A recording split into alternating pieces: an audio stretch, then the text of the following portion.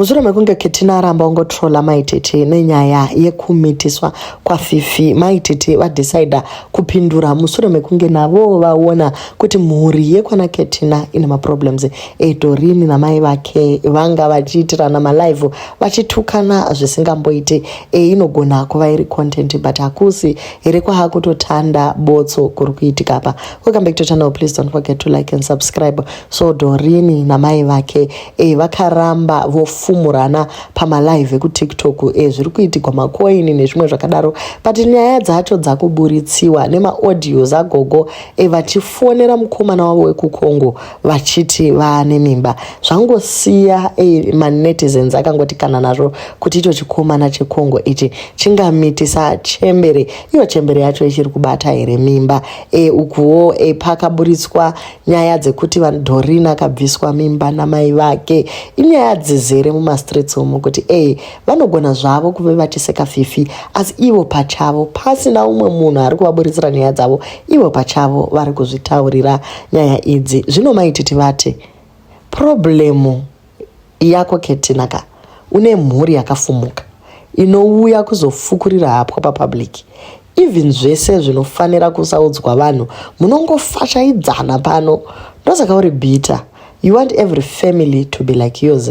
Chero vari kuronga zvinhu zvavo behind the scenes, unoita kuforsa vanhu kuti uyai mutiudze pajekerere, because you lack that in your family. You lack father's love. Kozoti husband's love chaiyo hakuna. Akambopfunisa vabereki vako vachinhonga mari kungopiwa vana in return of documents and accommodation. So you want to force everyone to live your miserable life.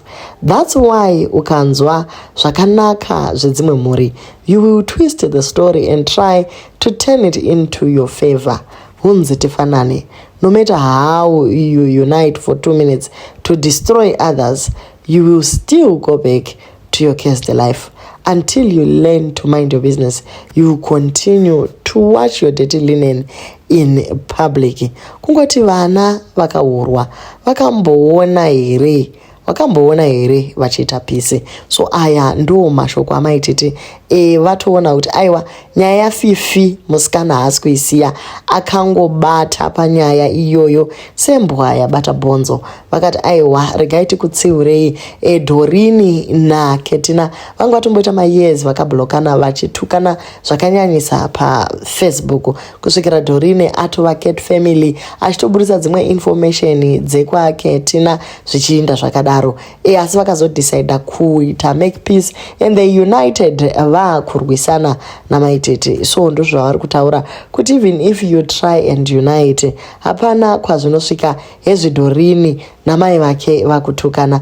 Ivo mai Doreen noti ndakambhadharira rent 2 years dzose, murume wake haana chainacho, vana Quinton vari kufa nezhara.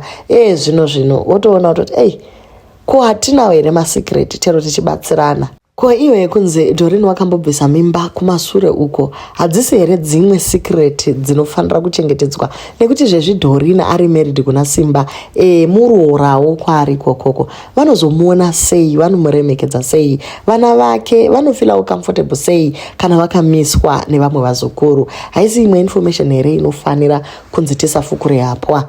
Nyaya yekuti Gogo Musalad vane boyfriend yavo yekuKongo, ivo pachavo yes vanofumura nyaya dzakadaro, asiye maaudios ekuzonzi vakabata mimba. Idzodzo hadzizi nyaya here dzekuti ivo vanofanirawo kuvaona masecret. Hosha kuti hunhu hwemustreet here kana kuti chii. Iye abva angopindura Ketina akati honestly ava mhomzika I think vane chirwere chekukangamwa. Indeed kusekana kwana kamba. Ivo vakafumuka zvishoma here.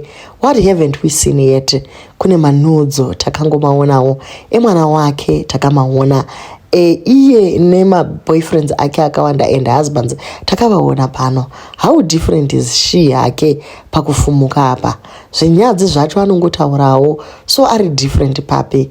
Fifi hakatozivi baba vako. So nayewo Ketina ari kuti haasi kuzombodzorawo mabhazi ake achiti iko kakafumuka zvishoma here kamuchacha. Kuvake vana inga vana nababa vakasiyana wani. takaona zvese zvekushama, takaona baba vake vachiitiswa content yekutengerwa imba kwaakaitwa, tikaona vachiitiswa content yemuchato wekwatinashe Maposa. Zvakawanda zvatakaona zvichiitika tiri baba vake vasvika pakufa. Musikana akamanya unochinja masofa nekuita repaint the house. So ndozviri kutaurwa naKetina akati aiwa inini yangu family yes tinoita na content asi hatizirisu tega, takangofanana newewo unongoita zvimwezvo. So manetizens ari kuti zvarwadza ka wapindurwa paunotuka maibhwanya zvinonakidza squeika. Hausati wambona mbuya Murata vachitaura zvinyadzi paindaneti zvamamanje ngozi yekwaMasomera iri kurira zvayo. Doreen versus Mai, iwe wacho wambovatuka square mix masala family ahoye. Ketsinaka usafoka zvifananidzo naMaititi unganyepa zvako. Maititi anganyepa akagotsotsa but vabereki vake hasati ambokambovatuka pachaunga. Maititi vasati vakambobaya life vachituka mai vavo nemapatsi hasati zvamboitika. Family inonyadzisa inotaura zvinyadzi kubva kunana Tsano kusvika kunana Vatete imhuri yekwaMasomera. But mumwoyo uri kuziva wani kuti family yedu yakatukwa naMwari kubva kuna mai vakaburitsawo dzavo pachena, iwewewo ndokubva waburitsawo dzakuhoshwa pachena. Tombonyarara zvako kunongedzera kachimuswa kari muziso mangu utoona zidanda riri muziso mangu wakafumuka zvekuti heki baba wako nanhasi vari chitunha kudai wakavaunganzira masikitsi ekuroorwa vakatora mari yauyu votora mari yauyu vakatora mari yana Tete Mildred ukaita nemichato yemasikitsi. Baba wako chewe wakavatatarisa vachirwara kudai uchinovaitisa sikiti yekuti watengerwa imba isipeyo.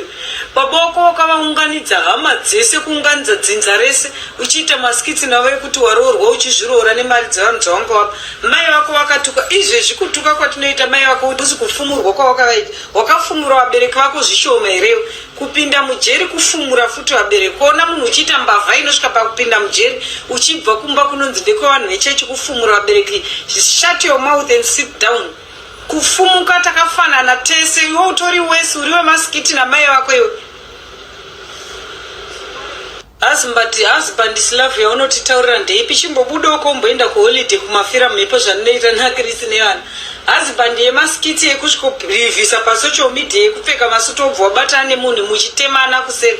Fuck off kamuchacha. Tanga wambotiudza kuti wakadzingira mwana akamitiswa ane nhumbu isina baba again. Mwana ane nhumbu isina baba uko yakamitiswa nemukomana akachoka munhu akamupfumba mhino muswimming pool. Uri kuti ndaisi here nyaya yekuti Thursday Friday Saturday ndiri busy ndisati ndapedza dzekwedu ndiri kudzoka kune dzako. Iwe wakafumuka zvekufumuka wakaroorwa nevarume vangani, wakaroora varume vangani iwe pamberi pevana vako. Munhu unozviti unobva kuchechi. Baba wako wakavaitisa masikitsi mangani vari chimukuyu wakamhanya kumisa. Baba wakanhuhwa vari mumba uchiita kuti mumba mupendwe bhuru nawe nemasofa. Kufumuka kushoma iko. Iyo unouya paindaneti mai vako vakatukwa nevanhu vangani panapo wakavafumura. Zvakaoma hazvo ndo mashoko aKetina kuna Maitete. Ataura zvakare akati iye aedza kuti Doreen namama wake vadzokerane vataudzane zvakanaka asika zviri kungorema nekuti Doreen ari kuti iye mama vakamukanganisira. Ketina ati pakunetsana kwavo kwese ngavarege kumuisa zita rake munyaya yacho nekuti ari kuti achazopera panonyara anogona kuzosvika pakuzovagadzika pasi vose akuvatuka. Ari kuti iye haachadi kuramba achiita content ine family mukati, akuda kuita way forward nematurity. Zviri nani aramba achitukana nakamuchacha pane kuti atukane neyake mhuri. Atichange tingopai zviri mumastreets, garai mafoni akachaja airtime makatenga. Thank you guys so much for watching and please don't forget to like, share and subscribe.